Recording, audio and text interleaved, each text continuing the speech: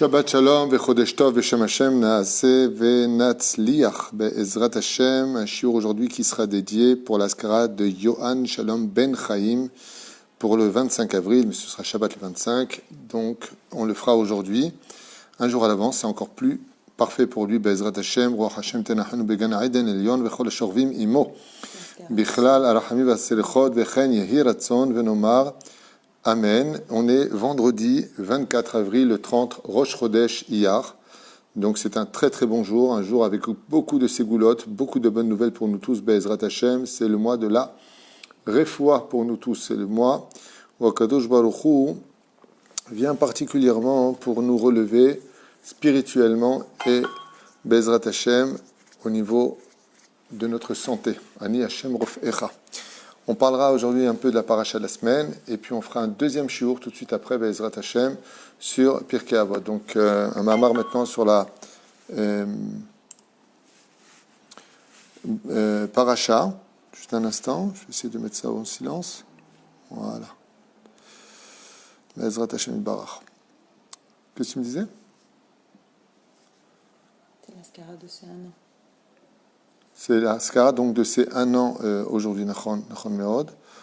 J'en profite aussi pour remercier Sosolim Telou, Be'ezrat Hashem Korim Limoun Ayakara, Stéphane Haddad Ayakar, Stéphane Selem aussi Oto Davar, Ve'od Arbe Kaina Vechaina, Hashem Verchtrem, Daniel Yaakov Bilar Ayakar, Hashem Verchotra, que tous qui Be'ezrat Hashem nous soutiennent, ceux qui nous regardent, ceux qui ont besoin de nous soient bénis sur Be'ezrat Hashem sur tous vos chemins.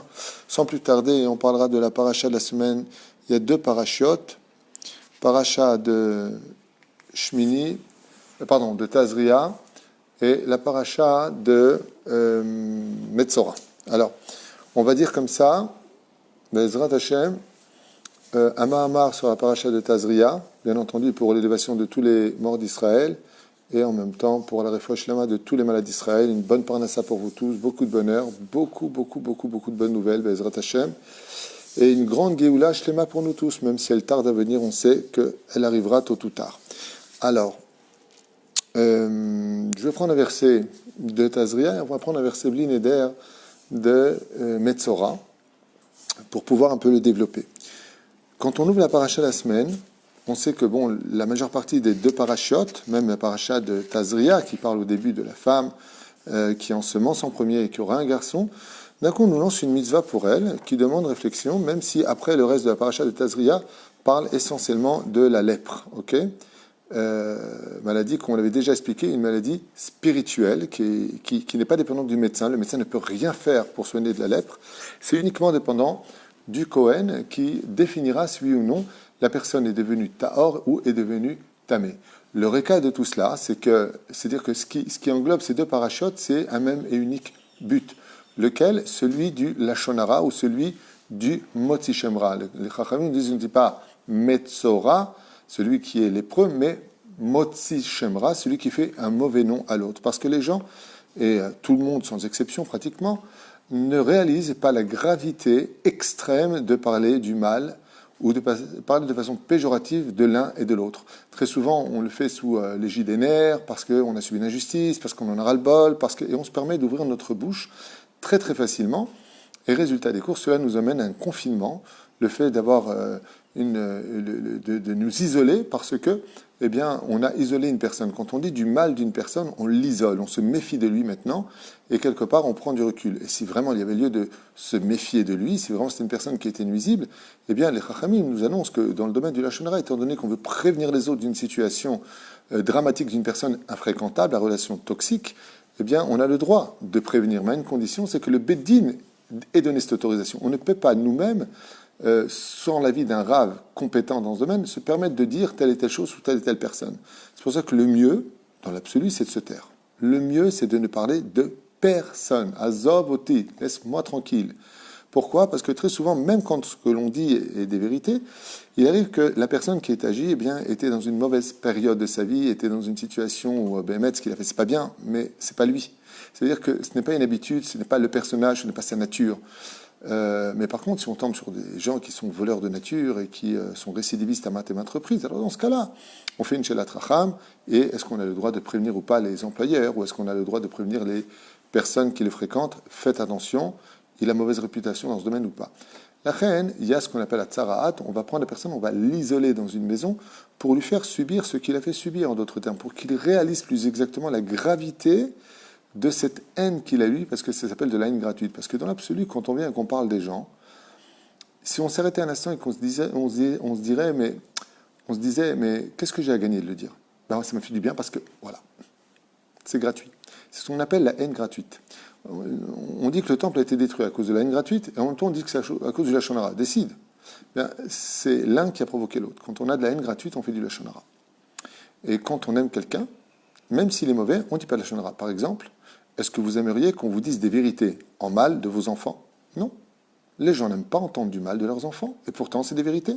Ton fils, il a frappé le mien, ton fils, il s'est mal comporté à la synagogue, ton fils, il ne se lève pas à la prière, ton fils, Mais pourquoi ça nous dérange? Il a dit une vérité. C'est du pur lashon hara. Et nous, ça nous fait mal, parce qu'on l'aime.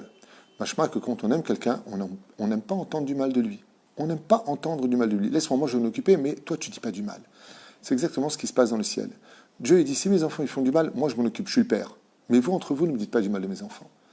Ne venez pas me dire à moi du mal de mes enfants, et ne dites pas du mal les uns et des autres de vos enfants. Sinon, ce qui se passe, c'est que vous allez entacher, tout comme la parole est spirituelle, parce qu'elle est abstraite, de la même façon, la neshama qui est abstraite, même si elle existe aussi fort qu'une parole, eh bien, parce qu'elle a été créée par la parole, eh bien, le Créateur du monde nous touche à travers la spiritualité, c'est-à-dire l'âme, et donc c'est une maladie qui n'est pas dépendante de la médecine. La médecine ne peut qu'isoler ces personnages, tandis que le Kohen, lui, par contre, peut nous guérir par le raisonnement de la faute que l'on a commise. La reine, je vais commencer exceptionnellement par la deuxième paracha de Metzora, et ensuite on dira un Mahamar sur la paracha de Tazria. D'accord? Alors, j'arrive dans Metzora, on est dans le chapitre 14, et on va commencer à expliquer quelque chose de très bizarre à entendre. Et on nous dit comme ça, que pour faire la kapara de la lèpre et de tout ce processus, une fois qu'il a été soigné, il va falloir qu'il apporte un korban. On se sera attendu à un keves, à une espèce de mouton, à une chèvre, on se sera attendu à un taureau. Non, écoutez bien. Donc qu'est-ce qu'il vient prendre? Il vient prendre deux oiseaux, Erez et le bois de Erez, cèdre. Donc il prend un oiseau, il lui fait la shrita, son sang coule dans une espèce de récipient avec de l'eau lustrée, de l'eau pure, maim chaim, velakach et Erez, vet ezov. Donc il prend le ezov, c'est une plante, vet shenet tolaad, vet atzipor achaya taval otam bedam atzipor ashichuta b'maim achayim veiza el bait sheva pa'amim. Et là, on rentre dans une espèce d'une cérémonie extrêmement cruelle pour un esprit logique. Ce qu'on entend ici fait non seulement barbare, mais presque stupide. C'est presque stupide. Écoutez bien ce que nous dit. Bien entendu, ça ne l'est pas, mais écoutez bien. En d'autres termes, je fais ça en deux mots. Il prend un oiseau, il prend un oiseau, il lui fait la shrita, il lui coupe la gorge, vachement intéressant. Et ensuite, il verse son sang dans une espèce de kéli, dans lequel il y a un peu d'eau, donc le sang se mélangera avec de l'eau. Et ensuite, il va asperger 7 fois son misbéach à droite et gauche. Shiva Pa'amim. Ou sur la maison, exactement. Elle a baït, parce que là-bas où il est enfermé. Vichita et abaït bedam atzipor. Donc, pardon, c'est pas le misbéach, c'est la maison. Et donc, une fois que c'est fait, écoutez bien, Maim Chaim, atzipor achaya. Donc il plonge le deuxième oiseau qui était vivant dans le sang lui aussi de l'animal, de son confrère, et une fois qu'il est plein de sang, un truc de fou, vichita et tabaïd bedam atzipor, ou bamaim achayim ou batzipor achaya ou be'etz aerez ve'ezov v'shinei tolaat. Eh bien écoutez bien ce qu'il fait. Veshilach et atzipor achaya el mechutz la'ir el penei asadeh v'chiper al abayit v'taer. Donc en deux mots c'est très simple. Non seulement maintenant la personne est guérie, mais la maison qui était lépreuse, elle avait besoin aussi d'un tikkun. Qu'est-ce qu'on fait? Eh bien, on prend deux oiseaux, il y en a un que l'on tue, on verse son sang dans une espèce de récipient avec de l'eau spéciale, ensuite on prend le deuxième animal, on le trempe aussi dans le sang, un truc de malade, et on le verse, on jette 7 fois, on asperge, des fois les mots ne viennent pas, la maison pour la rendre pure elle aussi. D'accord? Et qu'est-ce qu'on fait de l'oiseau qui est resté vivant et qui est plein de sang comme ça sur lui? Eh bien, on va vers la ville et on le libère, et puis cet oiseau prend son envol et il s'envole. C'est une cérémonie très bizarre, non? Eh bien, cette cérémonie-là, elle est là pour nous faire prendre conscience que quand on fait du Lachon Hara, ce n'est pas que notre bouche qu'on a rendue impure et on a tué une personne, mais les murs s'imprègnent d'une avéra. Et cette avéra-là, c'est-à-dire que la maison elle-même, elle a besoin d'une purification. C'est pour ça que je dis souvent que quand ça ne va plus dans vos vies, quand il y a des trucs qui bloquent non-stop, c'est bien de refaire une Chanoukat Bayit avec toute la lecture de la Chanoukat Bayit. C'est très bien parce que c'est un tikkun qui rend la maison pure. Comme on le voit ici, quand on dit trop de mauvaises choses, quand on a vu des choses qui n'étaient pas bien dans sa vie, qu'on a fait des choses qui ne devaient pas être faites dans une maison, comment tu veux la renouveler? Alors au niveau concret, tu peux donner un coup de peinture, changer un peu les meubles, si tu as envie qu'elle ait un autre aspect. Mais spirituellement, tu n'as rien changé. Comment tu changes ça en faisant une Chanoukat Bayit? À l'époque, comment on faisait? Pour ce tikkun-là précis, eh bien, on prenait 2 tziporim. Et maintenant, il y a une très grande leçon à reprendre de cela par rapport à la Lachon Hara. Il y en a un qui meurt chez les oiseaux, il y en a un qui est lâché. Il y en a un qui meurt qui représente celui de qui tu as dû du Lachon Hara, pour lequel tu as été puni au niveau de la lèpre, des maladies de peau et que ta maison est devenue impure. Lui, tu l'as tué. Ce qui fait que quand tu fais la shrita, où est-ce qu'on fait la shrita exactement? Là où il y a les cordes vocales, là où il y a le canet. Et quand on fait la shrita, ça veut dire que maintenant, ce que tu as fait, c'est que les gens ne vont plus lui parler. Tu as tué une personne parce que tu l'as éloigné de cette importance de vivre en société. Puisque tu as dit du mal de lui, les gens vont se méfier, les gens vont prendre du recul, les gens vont le voir d'un mauvais œil et vont avoir des préjugés sur lui. Lui représente l'oiseau qui a été tué. C'est-à-dire que la personne qui était malade de la lèpre parce qu'il a fait du Lachon Hara prenait conscience quand on tue un oiseau qui n'avait rien fait, on dit, tu vois cet oiseau? Ouais, ben il va mourir. Il dit pourquoi? Il dit parce que c'est ce que tu as fait. Tu as tué une personne, parce que maintenant plus personne ne lui parle à cause de ce travail que tu as fait sur lui. Comme ça, très très bien, les spécialistes dans ce mal, les pervers narcissiques. C'est des spécialistes d'isoler les gens, de dire du mal, de manipuler tout le monde. Résultat des courses, l'autre oiseau, lui, ben, il est plongé dans le sang de l'animal, puis il est relâché à travers les champs. Et il s'en va. Est-ce que c'est rattrapable? Est-ce que vous avez déjà essayé de rattraper un oiseau que vous avez lancé dans la nature en liberté? Réponse, impossible à rattraper, je vous l'affirme. Parce que combien même vous penseriez que c'est cet oiseau, c'est peut-être un autre oiseau. Quand on prend un oiseau qui a peur de l'homme et qu'on le lâche, il prend son envol vers des directions que vous ne retrouverez jamais. Et ça, c'est l'allusion à la conséquence du Lachon Hara. C'est vrai que d'un côté, tu as regretté d'avoir tué une personne, mais ce que tu ne pourras jamais faire, c'est récupérer tous les dégâts de cette mauvaise parole qui sont partis sur tous les réseaux sociaux, qui eux-mêmes ont été transmis à d'autres personnes, qui eux-mêmes ont été transmis à d'autres personnes, qui eux-mêmes ont été transmis à d'autres personnes, que des milliers de personnes que tu ne connais pas ont vu. Ouais. Et ça, c'est l'oiseau qu'on a libéré dans les champs. Pour faire comprendre à voix haute, on dit fais très attention. Parce que quand tu fais du Lachon Hara, ça ne paraît rien du tout. C'est comme le vol d'un oiseau. Qu'est-ce que j'ai dit de mal? Ça va, tu vois pas. Il dit Baba, t'as rien compris. Tu as tué une personne, c'est un meurtre ce que tu as fait. Pas simplement un meurtre, c'est irréparable. Même si on voit qu'il y a un tikkun, puisqu'il suffisait simplement de regretter. Aujourd'hui, comment on répare le Lachon Hara? D'abord, on arrête d'en faire, on juge tout le monde des Kapsrout, on étudie les lois du Chafetz Chaim sur le Ilchot Lachon Hara. C'est comme ça qu'on répare aujourd'hui. Qu'est-ce que tu veux faire de plus? Tu demandes pardon à toute personne, Bezrat Hashem. Moi, je dis souvent comme ça. Si tu as fait beaucoup de Lachon Hara, achète beaucoup de livres sur le Ilchot Lachon Hara et distribue-les aux gens. Comme ça, non seulement tu as fait tchouva, mais tu peux faire tchouva aux autres. Ainsi donc, ça fera peut-être ta capara de tes fautes. Aval dans l'ensemble. On voit que quand l'oiseau il est parti, eh bien cet oiseau-là, il est très symbolique de fais attention. Il dit pourquoi? Il dit parce que tout comme tu ne peux pas rattraper l'oiseau qui s'est enfui dans la nature, et tu ne sauras jamais où il est parti se poser, de la même façon, tu ne sauras jamais jusqu'où est parti se reposer toutes les mauvaises paroles que tu as dites des uns et des autres, dans quelle direction ils ont été. Et c'est peut-être pas Minastam que... je ne me rappelle plus quel système des réseaux sociaux, je ne sais pas si c'est Twitter ou si c'est autre chose, ils ont un symbole, c'est un oiseau. Il y a un des systèmes de communication, je sais que c'est un oiseau, et c'est pas Minastam que c'est un oiseau. C'est-à-dire que très souvent, à travers les réseaux sociaux, on va se permettre comme ça, comme le coup très classique et le plus connu de tous d'ailleurs, c'est comment le symbole des médias où il y a un oiseau? Twitter.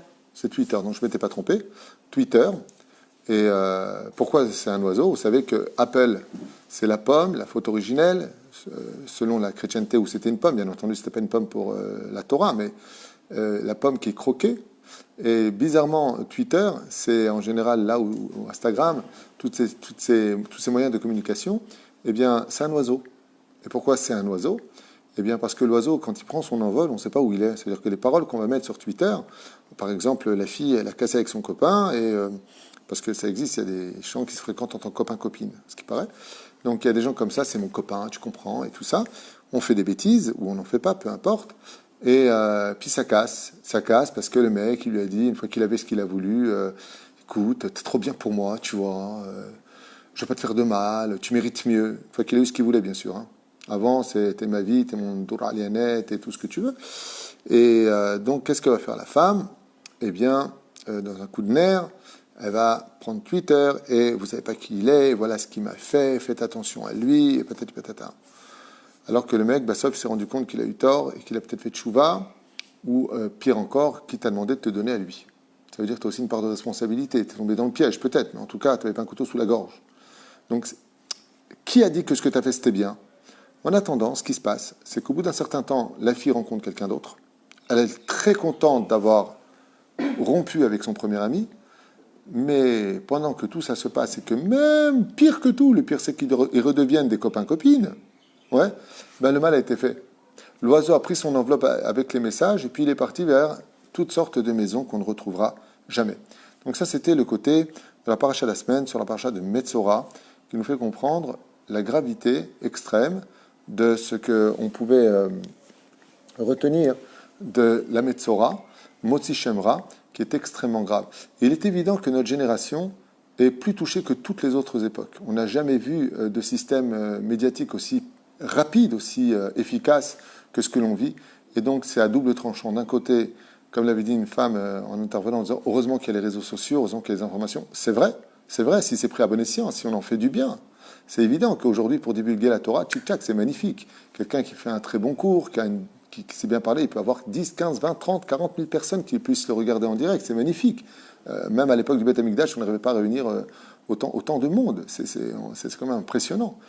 Et quoique dans ma Sechet Psachim de Dafkav Vav Mudalev, là-bas, on disait qu'il y avait des centaines de milliers de personnes qui pouvaient entendre Rabbi Yochanan ben Zakkai quand il faisait son Dar Torah. C'est-à-dire qu'à l'époque du Beth Amikdash, on n'avait même pas besoin des médias pour faire savoir les choses, puisque la voix se transportait, comme ça dit la Gemara, dans les oreilles de tout le peuple d'Israël. Aval, quoi qu'il advienne, aujourd'hui, les moyens sont très très efficaces pour faire le bien. Très efficaces. Et heureusement que ces réseaux existent quelque part, parce que on peut enseigner des halachot à distance, parce qu'on peut faire de grandes mitzvot à travers des enseignements grâce aux réseaux sociaux. Mais de l'autre côté, à cause de ces réseaux sociaux, on peut faire un mal qui est beaucoup plus rapide qu'à l'époque où il n'y avait pas de médias. Parce que avant, on pouvait dire du mal que dans sa ville. Ça n'allait pas se transporter spécialement dans une autre ville. Tandis qu'aujourd'hui, on touche tous les pays du monde entier.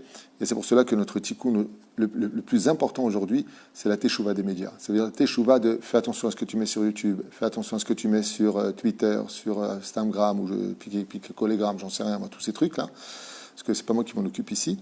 Mais fais très très attention, parce que c'est d'une efficacité extrême pour faire encore plus mal, tout comme ça peut être une efficacité extrême pour faire encore plus de bien. Ça, c'était donc le volet sur la paracha de Metzora. C'était juste un petit verset comme ça qu'on a vu ensemble. Si je m'en réfère maintenant à la paracha de Shemini, alors, je ne sais pas ce que j'ai avec Shemini, j'adore cette paracha et c'est pour ça que ça parle de la cacheroute ici, de Tazria. Je suis toujours en première fois, même j'avais dit en référence, on parle de la Tara dans Shemini alors que c'était Tazria. Je sais que c'est Tazria, mais dans ma tête, Shemini, c'est une paracha qui me parle beaucoup. Les animaux purs et impurs, il y a tellement de secrets là-dedans que à chaque fois je me trompe. Top. Alors, on va voir ensemble un Mahamar sympathique, très sympathique, Bezrat Hashem, sur la paracha de Shmini. Alors, Vedaber Adonai el Moshe, c'est comme ça, je suis fatigué, j'ai pas beaucoup dormi, je suis fatigué, j'ai le droit à l'erreur. Ok? Paracha Tazria. Mais tu veux ça pourquoi j'ai dit Shmini? Parce que chez moi, Tazria, elle commence souvent, c'est marqué paracha de Shmini, parce que c'est la fin de la paracha de Shmini. Donc j'ai quand même une petite excuse. Tov. Mon impresario, donc ma femme, me dit non, c'est pas ça, c'est l'autre. Vaïdaber Adonai el Moshe, les morts. Dieu parla à Moshe en ces termes. Daber el Béni Israël est mort. Isha qui Tazria, une femme qui ensemencera en premier, donc, Veyalda Zachar. Et donc, elle engendrera un garçon. Veta'ama Shivat Yamim, Kim, Nida, Devota, Vechule, Vechule. Donc, la femme qui a engendré un Zachar se rendra donc impure. Et d'un coup, on a un verset ici, qui est la suite logique, quelque part, de l'enfantement, puisqu'on parle d'un garçon. Il y a marqué, Uvayom Hashemini, Imol, Bessar, Orlato. Et enfin, Deoraita, on verra que Dieu nous demande le 8e jour, Imol Bessar Orlato, il fera la Brit Mila. Et je voudrais faire une parenthèse sur cette phrase, Uvayom Hashemini, Imol Bessar Orlato.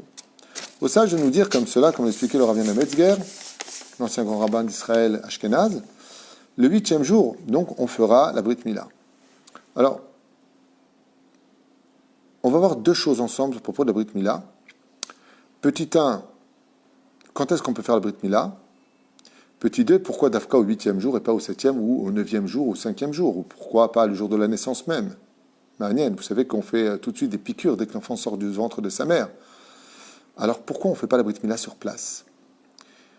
Le 8e jour, on fera la Brit Mila. Le Shulchan Aruch Derech Hagav nous dit qu'on a toute la journée pour faire la Brit Mila. On peut la faire à 1h de l'après-midi, on peut le faire à fin de journée, mais attention, avant la Shkia. On pourra faire la Brit Mila, mais on peut la faire aussi le matin, et c'est encore mieux.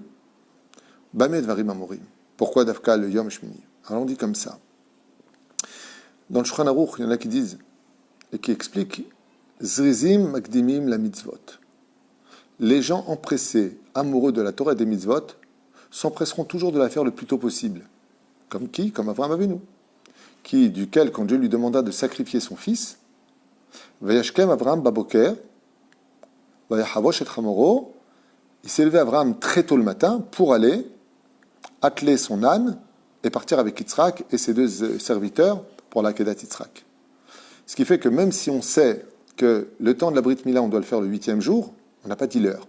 Shulchan Aruch nous dit, dans l'absolu, tu as toute la journée pour faire la Brit Mila. Mais si vraiment tu aimes la Torah et les mitzvot, alors ne remets pas à plus tard ce que tu pouvais faire l'heure même, et non pas le jour même, puisque le jour est encore là. Mais Zrizim Magdim la mitzvot, ça veut dire que pris à la limite honnête, et tout de suite après la prière de Shacharit, tu fais la Brit Mila. Ça veut dire en d'autres termes le matin extrêmement tôt.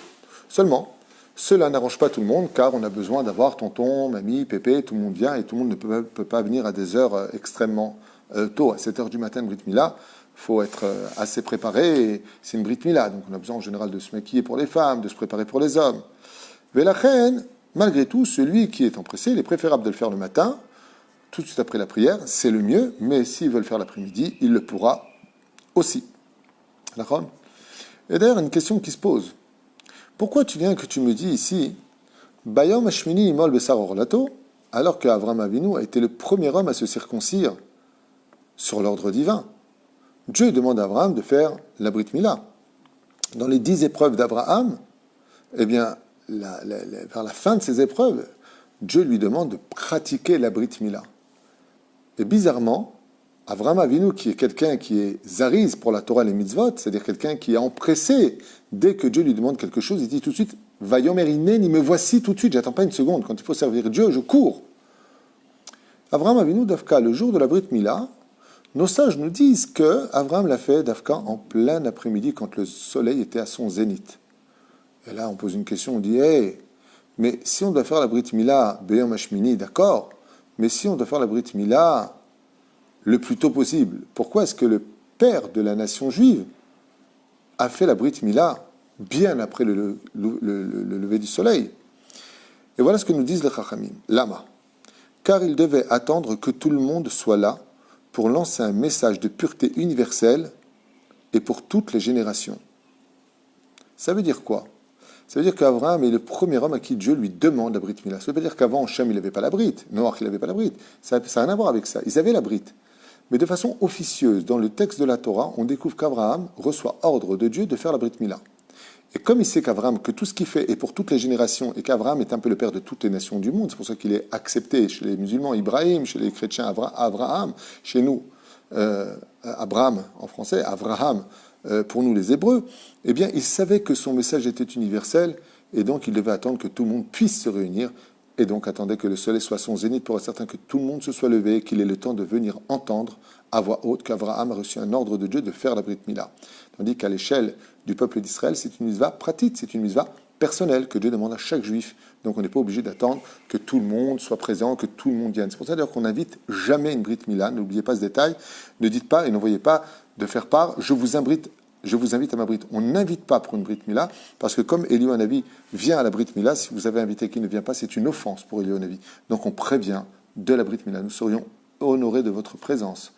Ou alors la Brit Mila aura lieu en espérant que vous puissiez. Mais d'inviter, c'est assourd.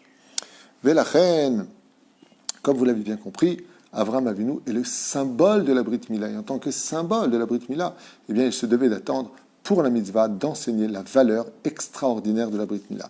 Deuxième explication. Pourquoi est-ce que c'est marqué Zrizim, Akdimim, la mitzvot? Ça veut dire on te demande de faire une mitzvah. Oui. Le matin, oui. Mais Avraham Avinu, est-ce qu'il avait 8 jours quand il a fait la Brit Mila? Il avait 99 ans. Et donc, étant donné que ce n'était plus en son temps, comme par exemple si une femme accouche d'un enfant qui a la jaunisse, par exemple, ou alors que l'enfant n'est pas, il est né pag, c'est-à-dire il est né avant son temps, prématuré, exactement. Eh bien, dans ce cas-là, on ne pourra pas faire la Brit Mila ni le jeudi ni le vendredi, parce que c'est trop proche de Shabbat. Donc on le repoussera au dimanche. Yom HaShmini, ça, c'est plus en son temps. Donc à partir du moment où on te demande Zrizim, Akdimim, la mitzvot, c'est-à-dire que les gens empressés d'accomplir la mitzvah le feront le plus tôt possible, c'est dans les conditions où ça tombe vraiment le 8e jour. Chez Avraham Avinu, disent les Chachamim, il avait 99 ans. Le 8e jour avait été dépassé depuis bien longtemps. La reine, il n'était pas concerné pour la mitzvah de la Brit Mila, comme ce sera le cas de l'enfant de la paracha de Tazria. On avait déjà développé ce sujet-là, c'est pas grave, je voudrais revenir dessus et rapporter aussi quelques témoignages. Pourquoi Dafka le 8e jour? Pourquoi la Brit Mila? On a posé la question tout à l'heure, on a dit Dafka le 8e jour. C'est tellement important de faire la Brit Mila. Vous savez que la Brit Mila est le symbole par lequel le peuple d'Israël se reconnaît exactement. Comme Immarshemov Zechlo Hitler, avec les SS, quand il cherchait des Juifs, la première des choses qu'il cherchait à voir, c'est la Brit Mila des Juifs. Montrez-moi que vous avez le sceau du roi sur vous. Car il faut savoir que la valeur de la Brit Mila est le sceau du roi. Vous savez qu'un roi a un sceau à son doigt, et c'est avec ça qu'il signe les décrets. D'accord ? Nous, les Juifs, on signe toutes les mitzvot par la Brit Mila. C'est pour ça qu'avant qu'un enfant ne puisse faire la moindre mitzvah, même répondre Amen, il faut d'abord qu'il ait la Brit Mila. D'abord est le sceau du roi pour qu'à chaque fois que tu fasses une mitzvah, grâce au mérite de la Brit Mila, comme si que tu donnais un coup de tampon à chacune des mitzvot. C'est-à-dire que si chaque mitzvah était représentée par un bout, une lettre, comme quoi qu'aujourd'hui j'ai accompli telle mitzvah, il faudrait bien une signature en bas. C'est la Brit Mila de l'homme et de son épouse par le biais de l'homme que nous acquérons des mitzvot. Car l'homme et la femme sont associés dans les mitzvot. C'est pour ça qu'il est impératif aussi pour une femme d'être mariée al pi Kabbalah et non pas selon la halacha. Parce que grâce à la Brit Mila de son mari, elle aussi cautionne ses mitzvot Bezrat Hashem. Okay? Il y a une question qui dit, de ces 8 ou 9 enfants qu'a eu Abraham, seuls Jacob et Ishmaël ont été circoncis? Non. Tous les autres aussi? D'accord, mais Yosef a circoncis toute l'Égypte. Il y a jusqu'à aujourd'hui, je ne sais pas combien c'est vrai ce que je veux dire, mais c'est ce que j'ai vu et entendu et même lu sur Internet. 80% des Américains non-juifs font la Brit Mila. Seulement, ils ne retournent pas. Ils coupent, mais ils ne retournent pas. Pourquoi? Parce que selon la médecine, si on ne fait pas la Brit, si on ne coupe pas en bas, c'est un nid à microbes et à bactéries. D'accord? Donc, la Brit Mila est considérée par la médecine comme étant parfait pour avoir une meilleure santé. Ça veut dire que ça protège réellement la personne de mauvaises influences microbiennes. Donc aux États-Unis, il y en a beaucoup qui le pratiquent. Beaucoup. Ils ont voulu interdire dans certains pays la Brit Mila parce qu'ils se sont rendus compte que c'était barbare. Mais parce que, comme disent les Chachamim, il faut savoir que quand tu coupes l'enfant, d'ailleurs c'est marrant parce que peut-être que vous ne le voyez pas, moi je suis très souvent à des Brit Mila, mais l'enfant, vous savez quand est-ce qu'il pleure? Pas au moment où on lui coupe. Au moment où il coupe, il n'a pas mal à ce moment-là. La lame est tellement parfaitement aiguisée que l'enfant ne souffre pas. Quand est-ce qu'il pleure l'enfant? Quand il y a la Brit Mila et que le Moël détache la peau de la Brit Mila. Il la détache, elle est collée, et quand il la détache, ça fait extrêmement mal à l'enfant. Ça dure juste le temps de faire 1 et 2. Et l'enfant continue à pleurer à cause de ça. Quand il rentre à l'intérieur, le séparateur, et qui vient pour couper, l'enfant n'a pas mal du tout à ce moment-là. C'est pas ça qui lui fait mal. Et la preuve en est. Vous avez remarqué que souvent, quand le moelle est un bon moelle, ceci étant, souvent, dès qu'on a coupé et que là, vous prenez l'enfant, vous lui mettez la tétine, il arrête de pleurer. La douleur s'en va. Elle se réveille le 3e jour, selon le Ramban. Le 3e jour, la douleur réapparaît un petit peu. Et à part ça, je vous affirme, vous pouvez demander à n'importe quelle personne sur Terre, est-ce qu'il se rappelle de la douleur de sa Brit Mila? Personne. Personne. Mais la reine, il y a juste un moment qui fait pleurer l'enfant, et je l'ai vu à des milliers de brites où j'ai participé. Mamache, depuis 33 ans ici, et même à Paris avant, l'enfant, quand on était enfant, on était curieux, on regardait ce genre de choses. C'est uniquement quand il rentre, comme ces petits appareils comme ça, pour bien séparer, pour tirer la orla et pouvoir la couper. Donc c'est vraiment le seul moment où il a mal. À part ça, l'enfant, tout de suite après, ne sent plus la douleur, je vous l'affirme, comme le disent d'ailleurs les Chachamim. Il n'y a rien de barbare à faire la Brit Mila. Seulement, comme du côté de nos cousins Ishmaélim, ils font de la Brit Mila à 12 ans, 13 ans, l'enfant, sans anesthésie, sans rien, il coupe directement, ça a été considéré comme un acte très douloureux et à plus forte raison, pas facile à accepter. Mais à l'âge de 8 jours, il n'y a aucun problème pour un enfant de faire le Brit Mila, car il n'y a pas une personne au monde qui fait plus attention à la santé de ses créatures et au bien-être de ses créatures que Dieu lui-même. Si Dieu nous le demande, c'est parce que Zébari, pour nous, c'est bien pour nous, spirituellement et physiquement. Alors, pourquoi le 8e jour? Je voudrais vous donner 4 explications, et puis je vous laisserai avec ça pour aujourd'hui, et on se retrouvera dans 5 minutes pour un cours sur Pirkei Avot, Be'ezrat Hashem. Alors, Rabbi Shimon Bar Yochai, donc lui dans Masechet Nida, il nous dit quoique tout le monde, pour ne pas que tout le monde soit souriant, bah oui, quand on annonce une Brit Mila, c'est une très bonne nouvelle, Mazel Tov, et le père et la mère, eux, sont malheureux. Pourquoi? Parce qu'elle est toujours impure, parce qu'elle est dans une situation dangereuse, comme disent les Chachamim. Si une femme a accouché, même à Kippour, tant qu'elle est dans les 3 jours de l'accouchement, elle mange et elle boit à Kippour. Si elle est dans les 7 jours, on lui pose des questions. Est-ce que tu peux tenir ou tu ne peux pas tenir? Est-ce que tu penses que tu peux jeûner ou tu veux manger? Si elle dit non, je veux manger, on lui donne tout de suite, après les 7 jours de l'accouchement, pendant les 7 jours, pardon, de l'accouchement. Non, pas après, pendant. Pourquoi? Parce que la femme est dans un état de fatigue absolue. Elle s'est démontée de l'intérieur à un tel point que nos rabbinim nous ont appris quelque chose, qu'une femme qui vient d'accoucher, eh bien, serait quitte de jeûner pendant 24 mois, sauf le jeûne de Kippour et le jeûne de Tisha B'Av. Pourquoi? Parce que tous les os à l'intérieur se sont démantelés pour laisser passer la vie entre ses entrailles. Mais la reine, on ne peut pas attendre que cette femme-là, dit Rabbi Shimon Bar Yochai, qui est dans un piteux état, on dit maintenant tu viens, il y a aussi la Brit Mila, laisse-moi le temps de me remettre. À partir de quel jour la femme se retrouve un petit peu plus en forme? D'Afka le 8e jour. À la fin du 7e jour, la femme déjà commence à aller mieux. Et ce n'est pas minastam que les hôpitaux, en Europe, en France et ailleurs, quand une femme accouche, après la semaine, ils lui demandent de retourner chez eux. En Israël, c'est au bout du 3e jour. Mais les jours qui sont approximatifs sont souvent, bon, ça peut être dans certains hôpitaux 5 jours, 6 jours, mais en majorité, c'est après 7 jours. L'enfant reste à l'hôpital et on surveille l'état de la maman. Il y en a qui disent que l'état de la maman est en danger encore pendant les 7 jours après l'accouchement. C'est-à-dire qu'il peut y avoir un retournement, chas v'shalom chez l'oneda, un retournement de santé pour la mère. Et donc, c'est ce que nous apprend Rabbi Shimon Bar Yochai. Mais là, tout le monde est content, l'enfant va faire la Brit Mila, tout le monde dit Mazel Tov, et le père et la mère, eux, sont encore dans une situation de remets-toi vite de cet accouchement. Quoique dans l'ensemble, Baruch Hashem, tous les accouchements se passent très bien, qu'il n'y ait pas d'ambiguïté. Rabbi Yosef Chaim Rosenfeld, Zecher Tzadik Kadosh Ivracha, lui, il dit que... Oui, pardon, autant pour moi. L'explication de la faiblesse de la femme, c'était Rabbi Yosef Chaim Rosenfeld. La 3e raison, c'est le Rambam. Le Rambam, lui, il dit, tout simplement, parce que l'enfant a sa santé beaucoup trop fragile avant les 8 jours pour faire la moindre opération. Il est impératif de comprendre que quand un enfant sort du ventre de sa mère, dit le Rambam, jusqu'au 8e jour, il a encore la faiblesse d'un embryon dans le ventre de sa mère. Il faut faire extrêmement attention. Les médecins, bizarrement, ont reconnu que la krisha du sang, c'est-à-dire la coagulation du sang, se faisait à la fin de la journée du 7e jour au soir, c'est-à-dire veille du 8e jour. Ce qui fait que pratiquer une opération sur un enfant qui n'a pas encore atteint les 8 jours serait l'équivalent de faire une opération à quelqu'un qui a du sucre. On appelle ça le diabète. Merci. Parce que le sang ne coagule pas. Par contre, à la veille du 8e jour, quand on fait Brit Yitzhak, le sang de l'enfant, disent les médecins, coagule totalement. Et c'est exactement ce que dit le Rambam. Car la peau et la santé de l'enfant n'est pas terminée jusqu'à la fin du 7e jour.